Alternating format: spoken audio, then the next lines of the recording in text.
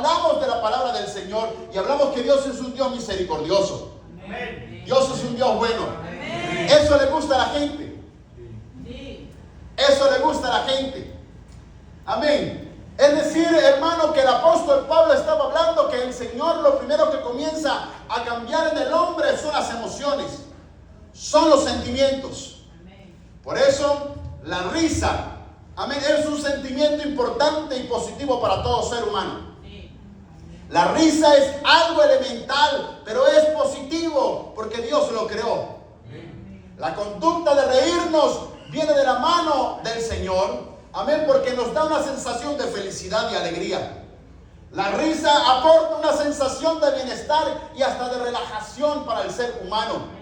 Parece que de una u otra manera hay algo entre nosotros en el ámbito bioquímico que se libera, como las endorfinas, la dopamina y la adrenalina. Cuando usted se ríe, amén, estos tres elementos químicos que están en su cuerpo, a través de sustancias, comienzan a moverse. La endorfina comienza a efectuar un proceso positivo en su mente, así como la dopamina para el sueño y también la adrenalina, las cuales favorecen a cada uno de nosotros. Cada individuo necesita de estos tres elementos bioquímicos en su cuerpo, porque son procesos hormonales. Y esto permite, escúcheme bien, que la hormona del estrés, que ya está comprobado científicamente, comience a decaer. Pero para eso el Señor nos dio la capacidad de reírnos. El Señor nos dio una capacidad para reírnos. Y esta capacidad, escúcheme bien, es tan intrínseca del hombre, es tan pequeña pero tan contagiosa para el hombre, que cuando usted nace a los 6 semanas de vida, amén, es el primer lenguaje que utiliza un niño. El niño, cuando su conducta es aprendida, el niño, escúcheme bien, no nace riéndose. Pero a las 6 semanas está comprobada científicamente que la conducta del niño hay algo que se expresa a través de la felicidad. Y es la risa. Dios hizo la risa. Dios hizo la risa. Nosotros no somos amargados. Los cristianos no somos amargados. Usted no puede ir por la calle y estar con una cara siempre de cañón. Usted decir yo soy cristiano. Usted tiene que estar riéndose, amén, amén. No es que usted tuviera payaso o una cosa extraña en la cara, pero es que Dios nos ha dado felicidad. Dios nos ha dado felicidad. Dios hizo la risa. La gloria de Dios nos tiene que dar risa, alegría en nuestras vidas. Dice la Escritura que cuando nació Isaac, amén, el hijo de Abraham, Dios le dijo a Abraham que le iba a colocar su nombre como Isaac. Isaac significa risa o hará reír. Isaac era el niño que iba a dar alegría para su casa. ¿A cuántos, amén, de nuestros hijos, amén, los hijos para nosotros son alegría? Los hijos son alegría. Es cierto que hay momentos en nuestra vida en el cual comienza la rebeldía a aflorar en cada uno de nuestros hijos, ¿verdad que sí? Pero joven fui envejecido. Eso ha sido una etapa en nosotros en cualquier momento, ¿cierto? Pero nosotros sabemos que los hijos, nuestros hijos nos han hecho llorar, pero también nos han hecho reír. Mi Dios es un Dios de alegría, hermano. Pero nosotros debemos comprender, amén, que también del sentimiento de la risa, amén, también surge la burla. Hoy, en donde el mundo del teatro, el mundo de la comedia, amén, se basa específicamente casi el 70% de la burla, eso es muy común hoy en día. Hoy las grandes personas que hacen monólogos es más de lo que se burlan de las personas y hacen que las personas rían en todo momento. Pero yo quiero expresar que la burla tarde o temprano va a traer dolor. La burla tarde o temprano trae dolor. Génesis capítulo 28, amén, versículo del 8 al 9. Después que Isaac nace y trajo alegría a la casa de Abraham y en Sara, amén. Hubo algo, una circunstancia en la acción de la vida de esta familia que cambió rotundamente.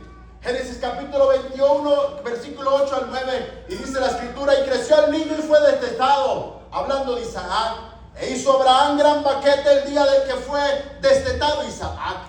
Y vio Sara que el hijo de Agar, la egipcia, el otro hijo de Abraham, el cual le había dado a luz a Abraham, se burlaba de su hijo Isaac. Una burla es un comentario o un gesto que tiene la única finalidad de ridiculizar a la otra persona, o un objeto o una situación. De acuerdo al contexto del país, la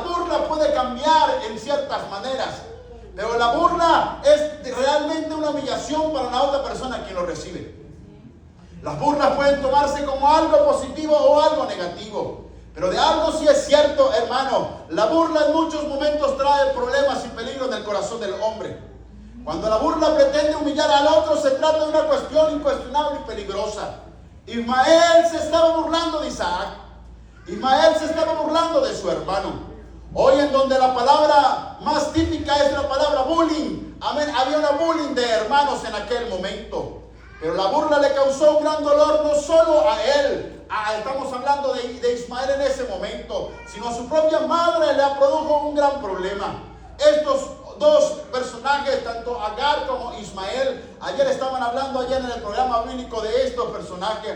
Estuvieron a punto de morir por la acción de Ismael. Ismael, si tal vez no se hubiera burlado de Isaac, Sara, la madre de Isaac, no hubiera visto esta acción. Pero más nada esa acción llevó a que esta mujer sintiera rabia. Y la rabia llevaba intrínsecamente a que estas dos personas fueran dejadas fuera del hogar de Abraham. Pudo haber causado la muerte de estos dos hombres, hombre y mujer. Ahora, tanto la risa es buena, pero la risa trae un momento llanto en el corazón. Ahora, el llanto no es un sentimiento como tal. El llanto no es un sentimiento como tal, pero es la respuesta de un sentimiento. Los sentimientos negativos o fuertes que usted y yo llevamos día a día en nuestro quehacer es una válvula de escape para esos sentimientos negativos. Y es allí donde el llanto llega a ser la solución más clara para muchas personas.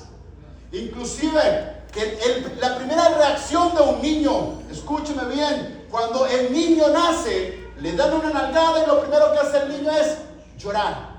Es una reacción, amén, que el primer individuo cuando nace es la primera respuesta que el niño recibe. Y los doctores saben que cuando llora significa que el niño está sano. Hay sentimientos que son paralelos, pero yo quiero que usted en esta hora pueda entender, amén, que el llanto es una respuesta emocional a una experiencia o situación negativa. Las personas lloran cuando sienten dolor, ¿cierto? Las personas lloran cuando sienten temor. Las personas lloran cuando sienten tristeza, amén. Pero en la casa del Señor nosotros venimos a adorar el nombre del Señor. Y es cierto que usted puede llorar, amén, pero a veces el llanto es alegría en nuestra vida. Por eso, amén, en el libro de Juan, capítulo 16, versículo 20, el Señor hablando dijo: de cierto os digo, que vosotros lloraréis y lamentéis, dice el Señor, y el mundo se alegrará. Pero aunque vosotros estéis tristes, vuestra tristeza se convertirá en gozo. Y nosotros sabemos que a pesar que seamos burlados, a pesar de que nosotros seamos oprimidos, hay gozo en nuestra vida. Porque la salvación del Señor nos hace ver las cosas de una manera distinta. Hay problemas, hay dificultades, pero el gozo del Señor es nuestra fortaleza. El gozo del Señor es nuestra fortaleza. El Señor le estaba explicando esto a sus discípulos. Hey, ustedes van a llorar, ustedes se van a lamentar y la gente se va a alegrar. Pero tranquilo, no se preocupe, que ese llanto, esa tristeza se va a convertir en gozo. Amén. Así cuando un estado, un sentimiento cambia de un lugar a otro, hay momentos en donde usted se está burlando y luego, amén, está llorando. Así como el estado del agua, cuando pasa del estado líquido al estado gaseoso, hay cosas que tienen que quitarse. Y por eso nosotros los cristianos sabemos que a pesar que tengamos dificultades, hay tristezas, no hay un empleo, pero pronto el Señor va a traer bendición para nuestra vida. Es decir, hermano, que los sentimientos están enlazados. Nuestros sentimientos el uno del otro están enlazados. Es la acción o suceso en el cual usted y yo tenemos circunstancias y a veces visualizamos esos sentimientos y por eso comienzan las emociones a moverse de un lugar a otro. Y cuando uno comienza a analizar los sentimientos que están dentro de nosotros, inclusive del resto de las personas que están alrededor, comienza a manifestarse una palabra que hoy es muy común: la empatía. ¿Cierto? Hoy cualquier persona se para en un lugar y dice: nosotros debemos ser empáticos. Los predicadores decimos: debemos ser empáticos para que la palabra de Dios fluya fuera del recinto Porque cuando usted siente dolor por el pecador que no ha escuchado la palabra del Señor, usted está siendo empático. Porque usted necesita también saber que la persona que usted está predicando la palabra del Señor, Él también puede cambiar sus emociones. El Señor puede cambiar sus sentimientos. El Señor puede llenarlo con su santo y maravilloso Espíritu. Y esa hora es donde esa emoción en su vida y en su corazón se transforma en el nombre de Jesús. Usted en esta mañana va a salir consciente de sus emociones. Usted esta mañana tiene que estar consciente de una u otra manera que nuestras emociones tienen que ser dirigidas por el Señor. Pero qué triste es saber que hay cristianos que han perdido la sensibilidad de las emociones. El mundo realmente ha perdido toda sensibilidad. Pero hay cristianos que han perdido la sensibilidad de las emociones ante la palabra de Dios. Ya no somos sensibles a la voz de Dios. Hay algo que nos ha limitado nuestra sensibilidad a la voz de Dios. Ya no somos sensibles a la Escritura. Leemos la palabra de Dios y es como que leyéramos cualquier contexto. Pero ya no somos empáticos a la palabra de Dios. Ya no somos empáticos a lo que expresa la palabra de Dios. Pareciera que simplemente venimos un servicio a otro a escuchar, pero la palabra de Dios no comienza a cambiar nuestras emociones.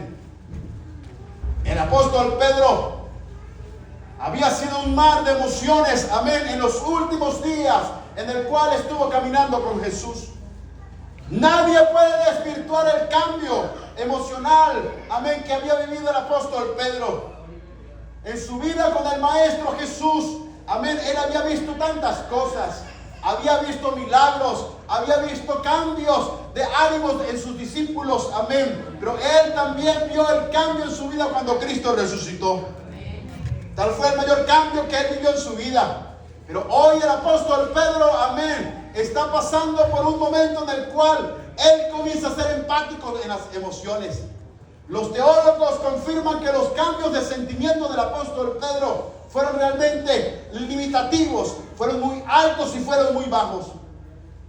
Pedro, en vida, en cual caminó con Jesús, fue un pescador, amén, desconocido de Galilea. Estuvo casado, no tuvo educación. Para el mundo, para muchos tal vez fue ignorante, pero fue un seguidor de Jesús por motivos tal vez espurios, ambicioso de gloria. Estuvo él con problemas terrenales e ilusionados con un reino mesiánico que le había anunciado su primo, el primo de Jesús, Juan el Bautista. Era de un corazón impulsivo, bocaza en algunas maneras, amén. Era tal vez cobarde o presuntuoso. Lo vemos como él, en medio del temor, niega al Señor, por lo cual lo hace ser un traidor de su maestro. Tuvo muchas cosas negativas Pedro en sus emociones. Pero cuando el apóstol Pedro comenzó a ver, era un miedoso y una persona que se escondía. Amén. Pues bien, este Pedro, que en su momento estaba con ciertos conceptos de su vida por la parte religiosa y civil, ahora Pedro es un hombre de milagros. Ahora Pedro está predicando en un templo. Ahora el Pedro no tiene miedo para predicar la palabra del Señor. A él no le importan las amenazas, a él no le importa la cárcel. Él sabe que Jesús es su Mesías. Pero sobre su vida tuvo que venir algo importante para cambiar sus emociones, que fue el Espíritu Santo del Señor. Una persona no puede ser empática si no ha tenido el concepto en su vida de lo que es el Espíritu Santo de Dios en nosotros. Por eso nosotros hoy hemos nacido de nuevo en el agua y en el Espíritu. Porque en el Espíritu, amén, comienza el Señor a cambiar nuestra vida y nuestro pensamiento. Ese mismo Pedro, en el cual sus emociones estaban selladas al miedo, ya dejó de ser miedo y cauteloso. Ahora predica la palabra del Señor. Fue de un extremo de sus emociones a otro extremo. Ese Pedro, que tal vez nadie podía pagar ni medio por Pedro, fue el primer predicador. Pedro, el primer evangelista del mundo, y estaba al turno al bate. Pedro podía predicar las buenas nuevas de salvación, pero Pedro quería predicar algo especial en su primer mensaje. Tal vez para ese momento Pedro se había tal vez preparado durante semanas o meses, el momento en el cual iba a lanzar su primera predicación. Pero nosotros en este momento, en el nombre de Jesús, el Señor no nos ha llamado para ser motivadores. Hoy la gente le gusta un discurso motivacional. Hoy donde el mundo psiquiátrico y psicológico es lo más común, en donde el movimiento del coach hace que las personas sientan lo emocional en nuestra vida. Pero el Señor nos llamó a predicar su palabra como tema de salvación. Nosotros debemos entender que las personas tienen que estar motivadas por la salvación de su alma. Pedro no fue el primer motivador. Ciertamente, hermano, hay predicaciones, amén, en el cual las personas predican más de psicología que de otra cosa, de manipulaciones. Pero la palabra del Señor nos ha mostrado durante tanto tiempo que nosotros debemos procurar, amén, ya dejando la leche espiritual. Por eso el mismo apóstol Pedro, en el capítulo 2, versículo 2 de su primera carta, Pedro está hablando y dice que nosotros como cristianos debemos desear como niños, amén, recién nacidos, la leche espiritual no adulterada, para que podamos crecer en nuestra salvación. Nosotros como cristianos debemos anhelar en nuestra vida la leche espiritual. Y la primera leche espiritual es la que trae vitamina. Los que han podido, las madres que han podido amamantar a los hijos, saben que han dado en su lactancia grandes ventajas contra las personas que no han podido consumir la leche materna. Porque allí puede transmitir, amén, de una u otra manera ciertas cosas que pueden impedir hasta infecciones. Y por eso que hoy en día muchas iglesias hay cristianos, simplemente cristianos de moda. Así como la santería es una moda, hay cristianos de moda, ahora todo el mundo es cristiano. Pero la primera palabra que el Señor trae a nuestra vida, escúcheme bien, hermano, es salvación para nuestra alma. No es salvación para que usted tenga una libertad en su enfermedad, no para que usted tenga una bendición material. No, hermano. El Señor ha traído a nuestra vida una palabra en la cual lo más importante es la salvación de su alma, porque en su alma radican todas las emociones. Pedro tal vez no era un predicador reconocido para aquel momento. No habían predicadores. Era el primer predicador. No era un evangelista de primer orden, Pedro. No había ido a una universidad a estudiar teología. No había un instituto bíblico, Pedro, para actualizarse con los nuevos temas. Pero él tenía algo nuevo en su vida que estaba fresquecito. Estaba lleno del poder del Espíritu Santo de Dios. Pedro había experimentado el poder hablar en otras lenguas. Y había experimentado el poder del Espíritu Santo de Dios. Por eso lo más importante para que usted pueda cambiar sus emociones, sus sentimientos, amén, es el poder del Espíritu Santo del Señor. Amén. Todas sus emociones, Pedro había sido restaurado. Aún Pedro, después de haber visto a Jesús resucitado, sus emociones no estaban restauradas. Por eso que cuando el Señor le dice a Nicodemo, es necesario que nazca del agua y del Espíritu. Tal vez lo más sencillo es bajar en las aguas para recibir al Señor a través de su nombre. Y es algo muy literal. Pero cuando nosotros somos bautizados en el Espíritu, hay algo que cambia en nuestra vida y en nuestro corazón. Porque el Señor comienza a trabajar en nuestro espíritu y en nuestras emociones. Yo decía el día jueves, para mí fue muy fácil conocer que Jesús es uno. No tengo discusión en eso. Hay personas que pasan meses y meses tratando de pensar y entender si Jesús es uno. Pero yo no tuve ningún tipo de problema. Pero yo anhelaba ser lleno del poder del Espíritu Santo de Dios. Y yo recuerdo que a la edad de 8 años, amén, yo veía que las personas hablaban en otras lenguas. Yo veía que otras personas, el Señor, habían sido transformadas. Yo tenía un amigo yo tenía 8, él tenía 12 años. Y recuerdo que cuando el Señor llenó a este jovencito del Espíritu Santo del Señor, yo recuerdo que él era una persona rebelde. Yo recuerdo que era una persona que era contumaz, una persona que gritaba en cualquier lado. Pero cuando el Señor lo tocó, comencé a ver el cambio en su vida y en su corazón. Y yo decía, yo necesito eso en mi vida. Tal vez no podía ser rebelde, pero necesitaba en mi corazón entender que era el poder de Dios. Pero lo que el Señor hace primero en nuestra vida es cambiar nuestras emociones. Amén. Gloria al nombre de Jesús. Amén. Todas las emociones del apóstol Pedro habían sido restauradas. Tenía un nuevo mensaje en su boca. Ya no tenía una espada para matar a alguien. Ya no tenía espada para matar a alguien. Pedro, el primer discípulo de Jesús, tenía instintos asesinos. Tal vez usted le diga a la persona que tiene asesino, usted se siente así, ¿verdad? Pero Pedro tenía instintos asesinos. Agarró, escúcheme bien. Había un hermano en cierta ocasión, manejaba un carro, amén, y siempre tenía un machete debajo del asiento. ¿Y para qué eso? Bueno, en caso de algún problema. A 100 personas, ¿verdad que sí? Usted ve en los Estados Unidos, amén. Todos, hasta gente de la iglesia tiene armas. Hasta en su cultura es muy normal. Pedro en su cultura era muy normal cortarle la cabeza a alguien. Pero tenía instintos asesinos. Antes que el Señor, amén, lo tocara, Pedro era mentiroso.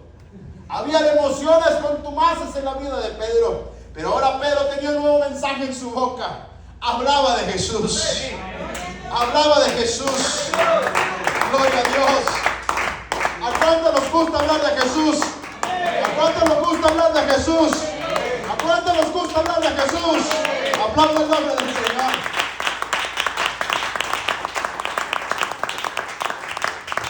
Gloria a Dios. A todos aquí nos gusta hablar de Jesús. Amén. Amén. Unos en una mayor cuantía y otros en menor cuantía, pero a todos nos gusta hablar de Jesús. Y nos encanta hablar, hermano, que Dios es amor. Amén. Hermano, nos encanta decir que Dios es misericordioso. Amén. Que Dios es bondadoso. Amén. Amén. Pero cuando usted comienza a estudiar la palabra del Señor, Pedro no comenzó a hablar que Dios es amoroso o misericordioso. Pero no comenzó a decir, ay, Dios es tan bueno, tan bonito Dios. Ay, sí, mire, eso es lo máximo, eso es un Dios de amor. No, hermano. El apóstol Pedro, él no comenzó a predicar, amén, acerca de estas cosas. Dice la escritura que todos estos hombres, 120 aproximadamente, estaban en aquel aposento alto. Ese aposento alto era el lugar donde Dios había escogido para hacer, amén, aquella santa cena. Aquella última reunión con sus discípulos. Muchos estudios teológicos dicen que era una de las casas de la familia de Juan Marcos. Y en aquel mismo lugar donde el Señor tuvo su último contacto con sus discípulos. Era el mismo lugar donde el Señor le dijo, no te vayáis de Jerusalén hasta que haya venido sobre vosotros el poder del Espíritu Santo de Dios. Y cuando todos esos hombres estaban en aquel lugar, estaban con la expectativa de algo. Vamos a recibir algo. Vamos a recibir algo distinto en nuestras vidas. Hoy, por ejemplo, nuestro país vive en expectativas, ¿cierto?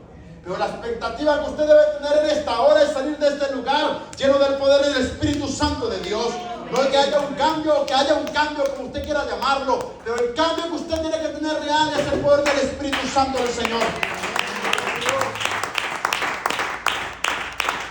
Dios prometió derramar de su santo y maravilloso Espíritu. La primera predicación, escúcheme bien, pasó de ser una explicación de lo acontecido a explicar proféticamente quién era Jesús. Por eso el día jueves enseñamos que la Biblia, la esencia es profecía pura. Amén. Y por eso todo el mundo le gusta estudiar escatología. Eso es lo que le gusta. Yo en estos días, hace tiempo, amén, mi hijo Isaac estaba viendo cosas de profecía y me preguntaba de un lado a otro, y yo tengo varios libros y empezaba a leer y yo sabía que no estaba entendiendo nada, pero él tenía conceptos. Y mi esposa me dijo un día, uy, pero es que llegó hablando que asustó a todos sus compañeritos en clase. ¿Cierto? Pero así como mi hijo Isaac, que tiene 11 años, así muchas personas en la iglesia. Lo único que les gusta hablar es escatología y no saben en qué problemas se meten. Para estudiar escatología, hermano, es como que yo le digo a usted, mire, ¿sabe qué? Tiene un problema en el riñón. Yo me he leído 3 libros, amén, de nefrología, y yo creo que es un problema de riñón, hay que operarlo, déjeme operarlo. ¿Usted qué va a decir? Está loco el pastor. ¿Cierto? Porque así sucede. Muchas personas leen la Biblia, amén, leen la Biblia y no estudian la Biblia y ya son teólogos. Pero la teología es una ciencia. Pero la revelación de la palabra es otra cosa. Y la escatología es una ciencia que estudia las profecías.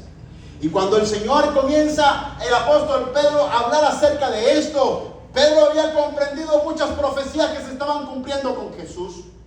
Pedro sabía, amén, que había burladores. Pedro sabía que alrededor eran a haber burladores y que en estos tiempos que hoy estamos viviendo hay burladores. Por eso el apóstol Pedro en su segunda carta, capítulo 3, versículo 3 y 3, dice la palabra del Señor, Pedro hablando en su carta universal, sabiendo primero que en los postreros días vendrán burladores, andando según su propia concupiscencia. Pero Pedro vivió en carne propia a los burladores. Cada día, en cada lugar hay gente que se burla de Dios, ¿verdad que sí? Hay gente hasta en la iglesia que se burla de Dios. Muchos se enseñan en blasfemar lo que dice la palabra de Dios. Muchos en ridiculizar lo que dice la palabra del Señor, pero jamás han leído la Biblia. ¿Cierto?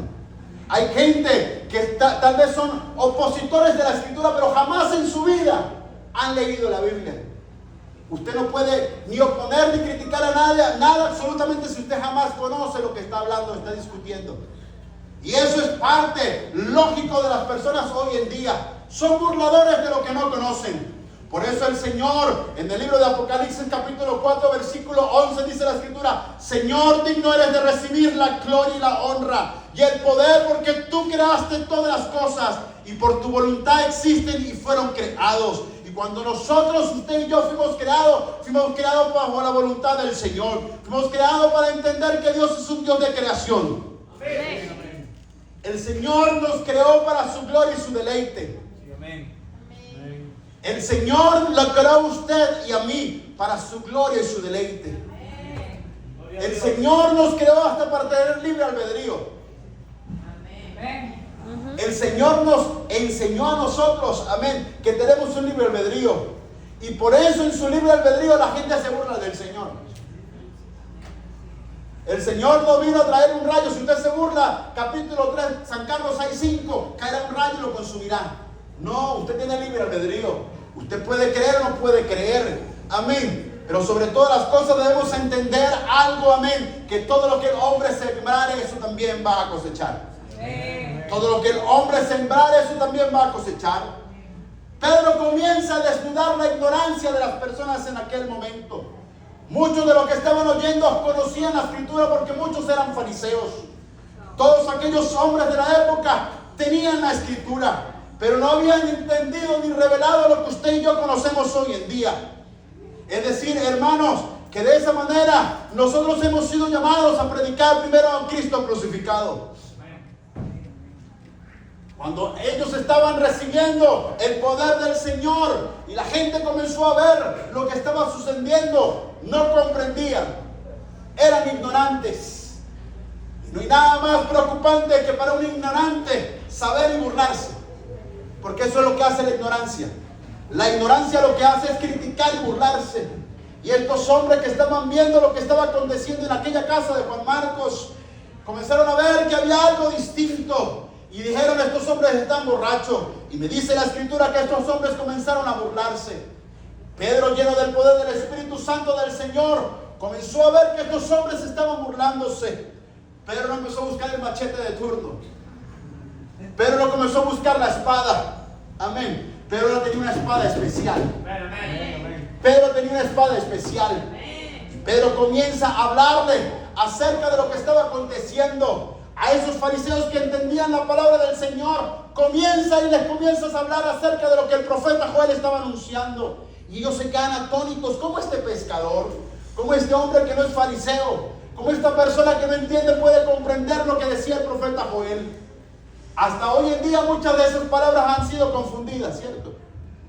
Hoy la gente saca del contexto, del texto, amén, lo que dice la Escritura y lo pone fuera del contexto y lo hace un pretexto. Muchas personas dicen: bueno, es que la palabra del Señor dice que, bueno, de que todo aquel que invoque el nombre del Señor será salvo, ¿cierto? No, yo no necesito ni siquiera bautizarme, porque si yo invoco el nombre del Señor seré salvo. Pero el apóstol Pedro estaba hablando algo que estaba profetizando el profeta Joel. Y él estaba sabiendo y entendiendo de que después que el Señor llenara a su pueblo con su Espíritu Santo, algo en ellos iba a cambiar, porque sus emociones iban a cambiar, y automáticamente algo en ellos, en sus emociones, iba a ser invocar el nombre del Señor. Por eso la Escritura dice que cuando el Señor se iba a los cielos, dijo: yo volveré a vosotros y me traeré a vosotros mismos. Amén. Y es donde nosotros de una manera entendemos que el apóstol Pedro, amén, estaba sacando de la ignorancia a estas personas. Y Pedro comienza y sigue predicando la palabra del Señor. Pero después que él saca de la ignorancia a estas personas de lo que estaba pasando, él comienza en el tema central de su predicación. Y él comienza a predicar algo que en muchos altares hoy se ha olvidado: a predicar un Cristo crucificado. Hoy en los altares se hablan de emotividad, pero lo menos que trata el ser humano es entender a un Cristo crucificado. Por eso el apóstol Pablo, en el primer libro de Corintios, capítulo 1, verso 23, Pedro, hablando a esta iglesia pagana de Corinto, decía: pero nosotros predicamos a Cristo crucificado, para los judíos ciertamente tropezadero, y para los gentiles locura. Hoy no predicamos este evangelio de crucifixión, porque para los judíos fue un tropiezo. Hoy la gente hablar de que Cristo fue crucificado, amén, ya no cuesta mucho hablar acerca de esto. Mucho pueblo judío murió por esta causa. Hitler decía, amén, para evocar los sentimientos malos de los alemanes, mataron a Jesús. Y hoy nosotros como gentiles, bajo la palabra del Señor, no predicamos porque a la gente le parece locura, ¿cierto? Pero nosotros, bajo la palabra del Señor, sabemos y entendemos, amén, que Pedro comenzó a predicar sobre lo que usted y yo debe tener presente en nuestra boca. Cristo murió por nosotros en la cruz del Calvario. Cristo murió por ti y por mí en la cruz del Calvario. Pedro, cuando comienza a predicar con denuedo acerca de este tema, él comienza y les hace un contexto que los saca fuera de orden en su mente, en saber y decirle a ellos que ellos eran unos asesinos. Pedro, después que explica lo que estaba pasando bajo el Espíritu Santo y comienza a explicarle quién era ese Jesús, y él después que le dice, es lo que los profetas, lo que el mismo David expresaba. Y le dije, pero ¿saben qué? Ustedes lo mataron. Hoy en día las palabras duras nos cuesta sacarnos para poder decir a las almas que Cristo les ama, pero por causa de sus pecados Cristo está muerto. Así es. Escúcheme bien. Hay algo duro en esta palabra. Pero la crucifixión de Jesús, amén, no simplemente es la acción histórica que Jesús hizo en nosotros. Por eso cuando un pecador viene a los pies del Señor, entiende, llorando en un altar, que Él mató a Jesús. Amén, amén. Amén. Hoy en día la gente lo que vive es una emotividad. Hoy la gente lo que vive son emociones, porque la gente lo ve como la acción histórica. Pero la acción histórica, el Señor es el mismo ayer, hoy y por los siglos de los siglos. Y pareciera que solamente la acción de aquellas personas de sentirse asesinos fueron para ellos. Pero esa palabra es para nosotros en esta hora. Esa palabra es para el mundo en esta hora. Hoy el mundo sigue poniendo a Jesús aún en la cruz. El asesinato, por eso la cara que usted le puso al hermano cuando usted le dijo asesino, es un delito contra la vida humana, ¿cierto? Amén. Que consiste, escúcheme bien, en matar, amén, a una persona con circunstancias específicas. Y para convertirse en esa acción específica de asesinato, hay tres cosas que deben cumplirse. Primero, alevosía. Número 2, ensañamiento. Y número 3, tener un precio, una recompensa. Es decir, que la causa de la muerte de Jesús era un completo asesinato. Cumplía las tres acciones jurídicas que bajo cualquier concepto en el derecho jurídico internacional se tiene que dar. Las personas, amén, podían estudiar el caso del asesinato de Jesús porque habían asesinado a Jesús. Por eso es que muchos ignorantes ateos, amén, comentan que la Biblia, amén, es como que es vaga, ¿cierto? Me parece ilógico que la Biblia diga no matarás, pero mataban en la Biblia.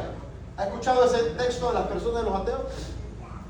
Pero es que Moisés escribió, no matarás. Pero la ignorancia es muy atrevida. En la traducción original en arameo la palabra no era no matarás, sino no asesinarás. Existe una diferencia jurídica entre el matar y asesinar. Una persona cuando va a una guerra no asesina, sino mata, porque está en lucha de guerra. Pero una persona cuando asesina tiene tres conceptos que lo leímos: alevosía, ensañamiento, y hay un precio de compra de sangre. Y cuando al Señor Jesucristo lo asesinaron, el apóstol Pedro tenía tal vez los sentimientos y las emociones en su máximo nivel, porque él mismo, escúcheme bien, fue causa también de esa muerte. Él negó a Jesús porque estaban buscando testigos para ver si era verdad o era mentira. Jesús no tuvo ninguna persona que testiguara a favor de él.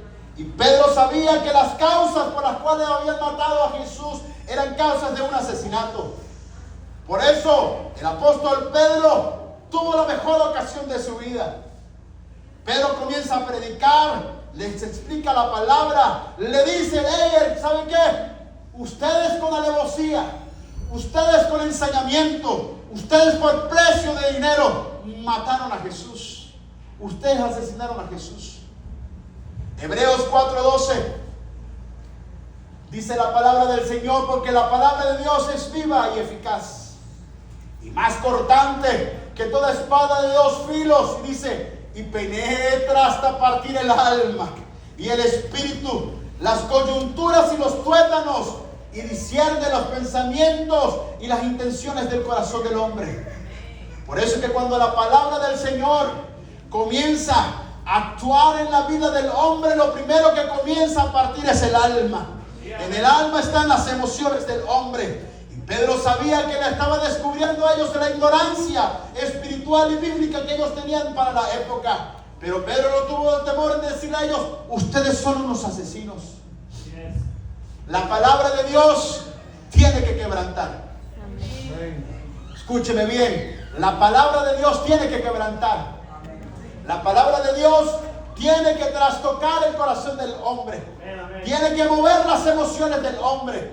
Tiene que mover las emociones del hombre de un lado a otro. Pero no para llevarlos al estrés, no para llevarlos a la depresión, no para llevarlos a la burla, sino llevarlos a los pies del Señor. Llevarlos a los pies de Jesús.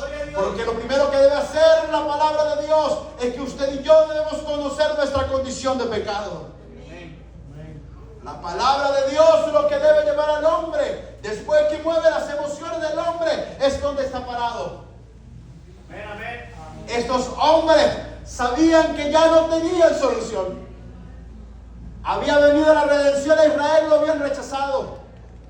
Había venido la salvación para los judíos y lo habían matado. Habían perdido todo.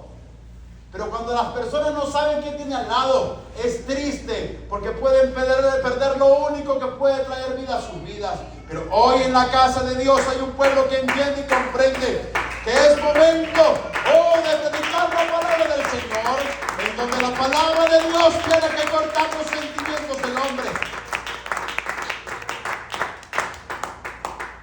Es cierto, escúcheme bien, que el sermón de Pedro probó por medio del Antiguo Testamento que Jesús era el Mesías, que Dios abre las mentes de muchos, de los cuales eran fariseos para la época.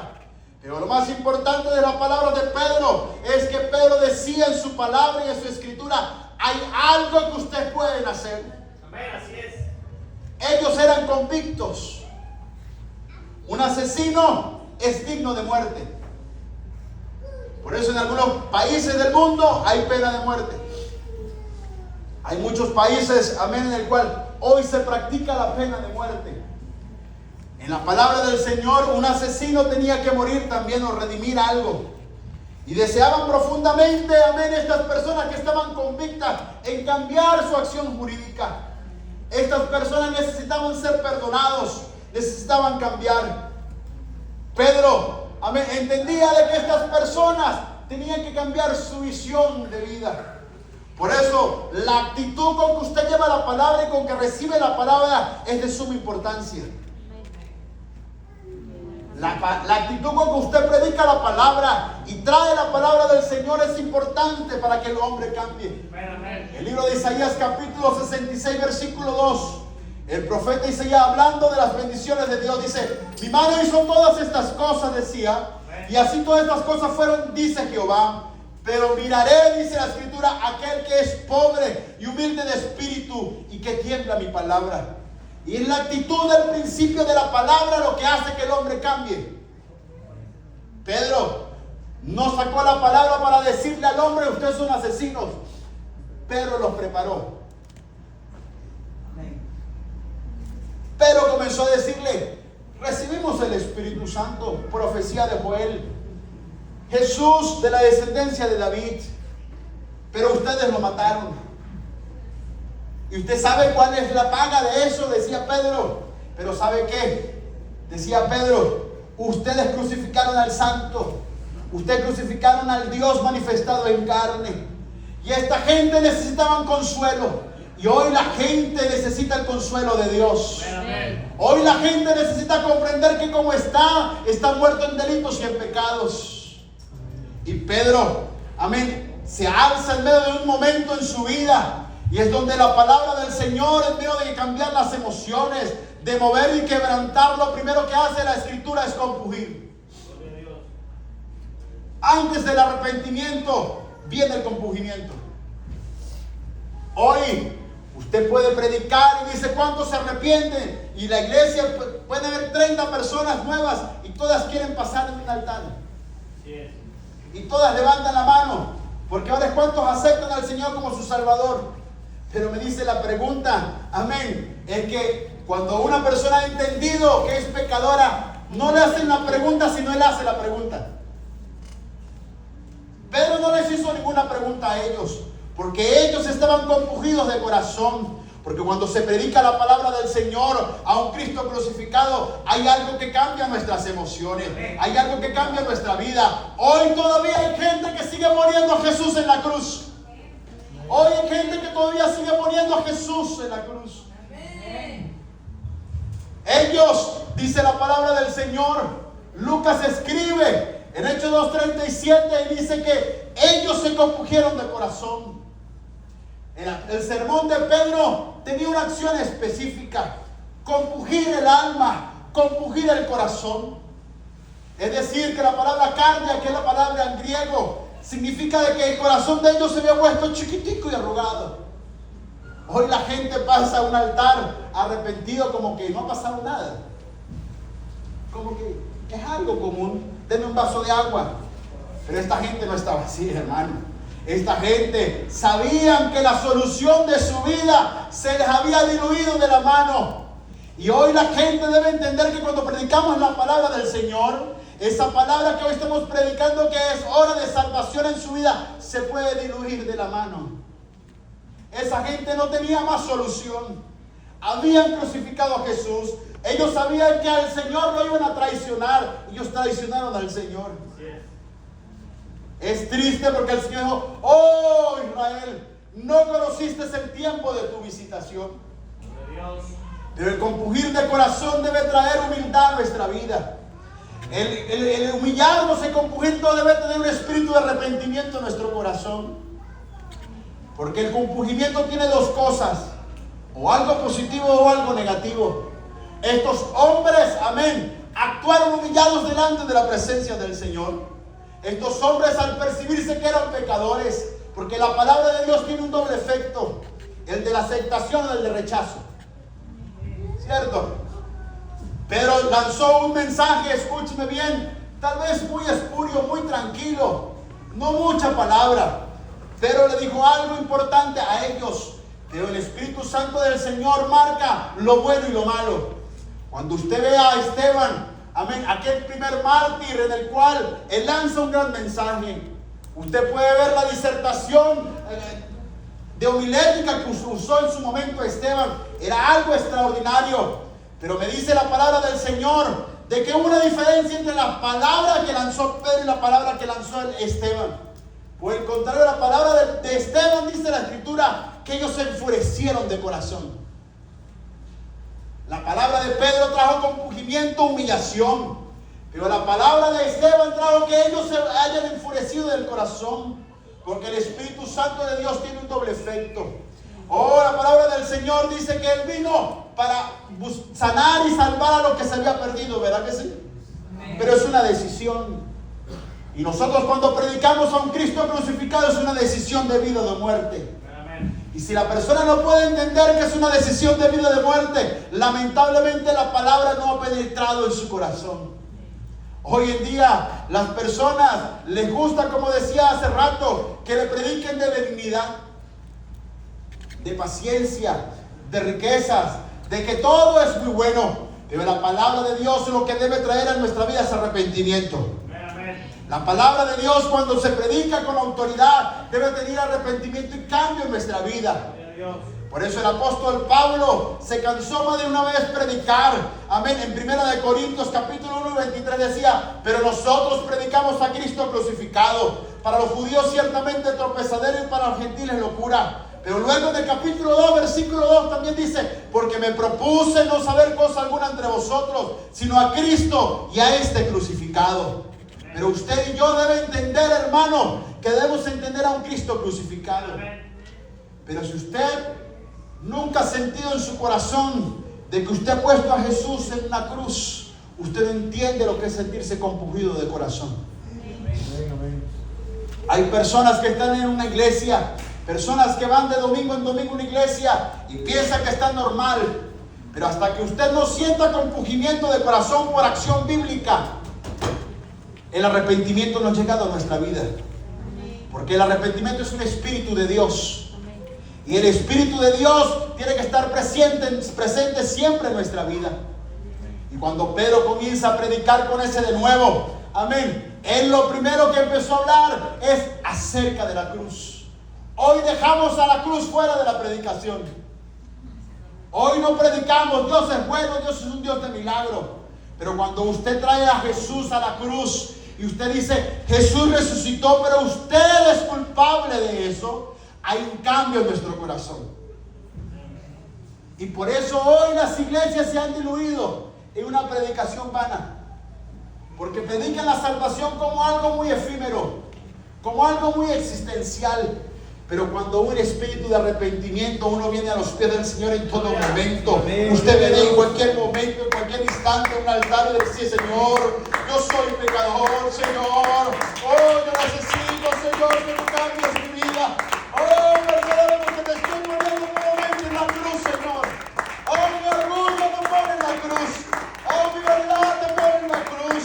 Oh, mis acciones te ponen en la cruz.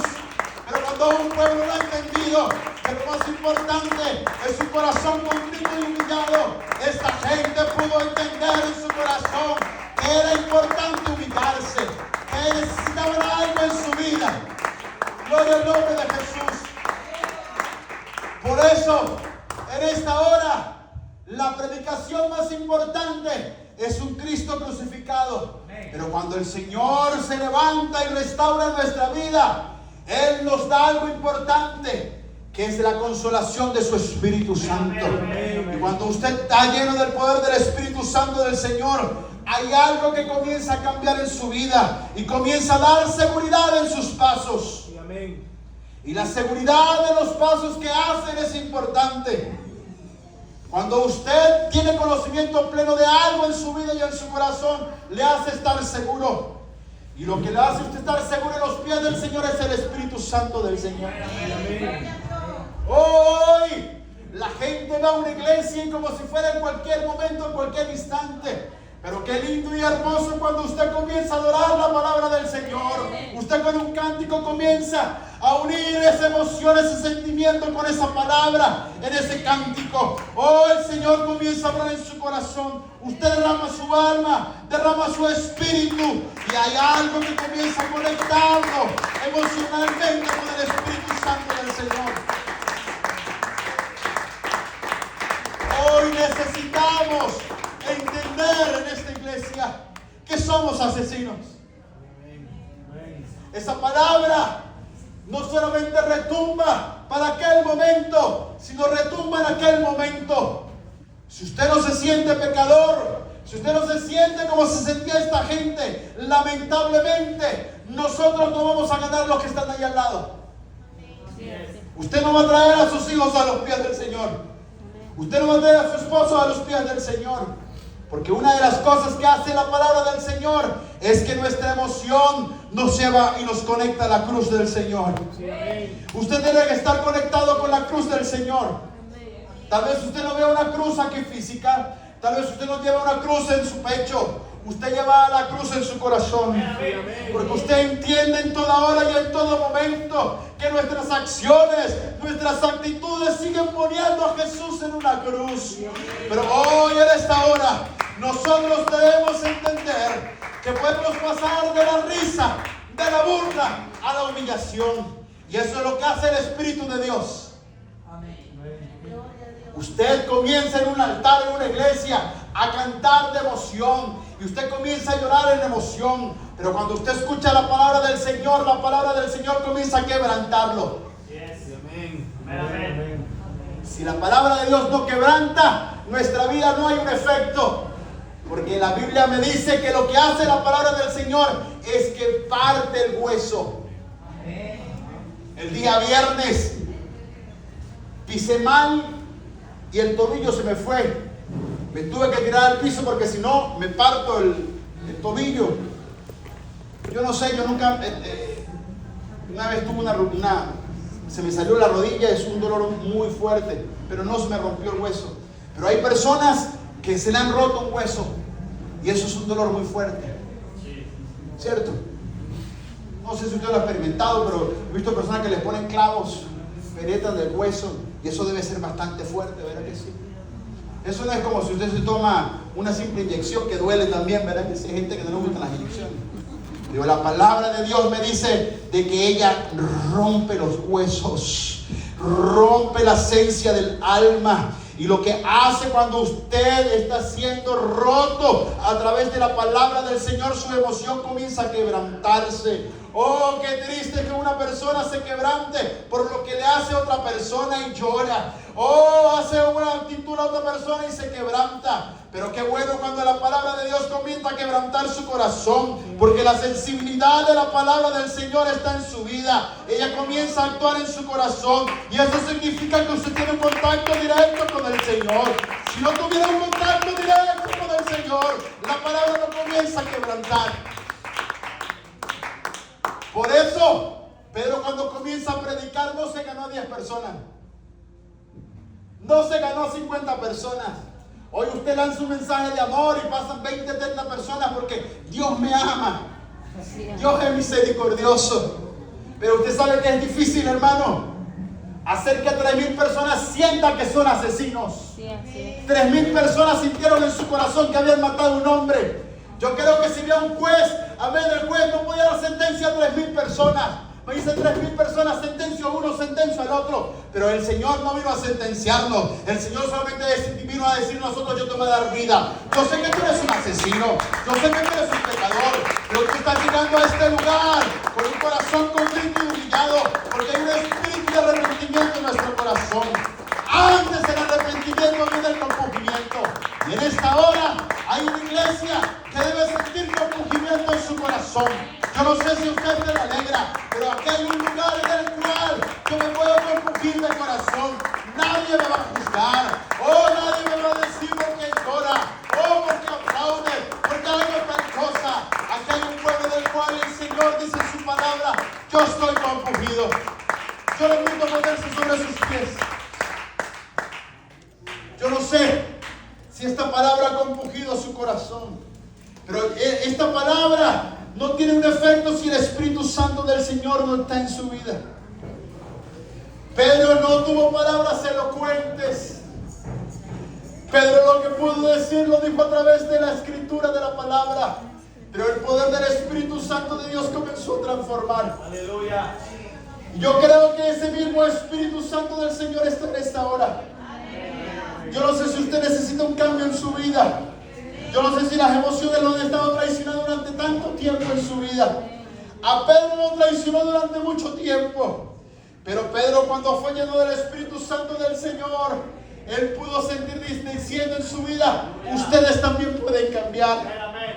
Yo también fui un asesino. Se me escapó uno hace unos días. Oh, se me escapó uno.